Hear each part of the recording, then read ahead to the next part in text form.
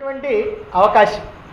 ఈ అధర్మం ఏమిటనంటే అందరు మహావీరులందరూ కూడా అతని చుట్టూ చేరి ముందు వెనక నుంచి ఎవరో ఒకరు అతని యొక్క ధనుస్సుని భగ్నం చేయాల, ఒకళ్ళు రథాన్ని భగ్నం చేయాల, ఒకళ్ళు సారథిని చంపాలా, ఒకళ్ళు గుర్రాలను చంపాలా, ఒకళ్ళు చేతిలో ఉన్నటువంటి ఆయుధాలను పెట్టేయాల, ఒకళ్ళు ఆ ధ్వజాన్ని పడేయాల. ఇట్లా అందరూ ఒకే ఒక్కసారి తలా ఒకటిగానే చేసేసినట్లయితే వ్యర్థుడైపోయి అప్పుడు చిక్కుతాడు. ఇది తప్ప ఈ అధర్మానికి పాల్పడుతుంది తప్ప ధర్మంగా జయించాలంటే మాత్రం వల్ల కాదు అని చెప్తాడు ద్రోణాచార్యుడు. ఈ ద్రోణాచార్యుడి మాట ప్రకారమే కర్ణుడు అభిమన్యుడికి భయపడుతున్నట్టుగా వెనక్కి వెళ్ళి ఆ వెనక నుంచి బాణం వేసి అదిగో అతడి చేతిలో ఉన్నటువంటి ధనుస్సును కొడతాడు. అదే సమయంలో కృపాచార్యుడు రథాలని భగ్నం చేస్తాడు. అదే సమయంలో శల్యుడు గుర్రాలను కొడతాడు. అదే సమయంలో కర్ణుడు కొడుకైనటువంటి వృషసేనుడు ధ్వజాన్ని పడగొడతాడు. ఇట్లా అందరూ కూడా ఒకేసారి పడగొట్టేసి అతన్ని వ్యర్థుడిని చేస్తాడు.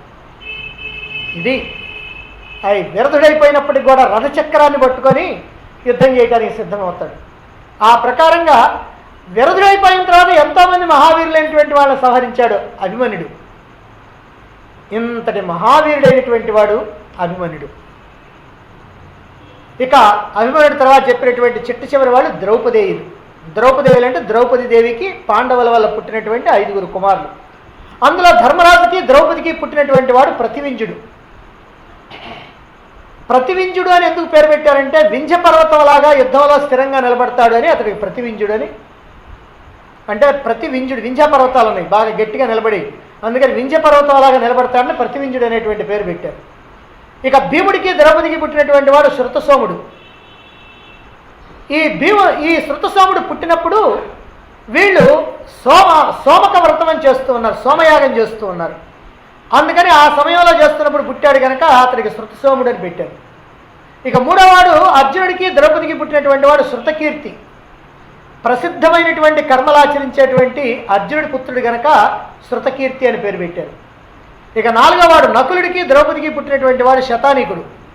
శతానీక మహర్షి అనేటువంటి ఆయన మీద గౌరవంతో ఆయనకి శతానీకుడని పేరు పెట్టారు. ఐదోవాడు శృతకర్ముడు.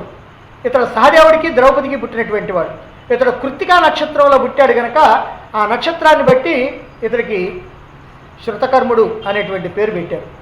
వీళ్ళందరూ కూడా ద్రౌపదీదేవికి పాండవులకి పుట్టినటువంటి 5 పుత్రులు. వీళ్ళనే ఉప పాండవులు అంటారు. ఇటువంటి వీళ్ళందరినీ కలిపి అంటే ఈ 17 మందిని కలిపి భీమార్జున సమాయుధి సర్వయేవ మహారథాహ అని దుర్యోధనుడు చెప్తూ ఉన్నాడు. మరి దీంట్లో రథయోధ పయోధకులు ఉన్నారు, అతిరథులు ఉన్నారు, మహారథులు ఉన్నారు, సమరథులు ఉన్నారు, అర్ధరథులు ఉన్నారు. అయినప్పటికీ అందరినీ కూడా భీమార్జునులతో సమానమైనటువంటి మహారథులు అని అంటున్నాడు. ఇదంతా కూడా దుర్యోధనుడి యొక్క అస్తవ్యస్త మనస్థితి వల్లనే, ఆ దుర్యోధనుడికి వచ్చినటువంటి భయం వల్లనే అనేటువంటి విషయాన్ని మనం ఇంతకుముందే చెప్పుకోవటం జరిగింది.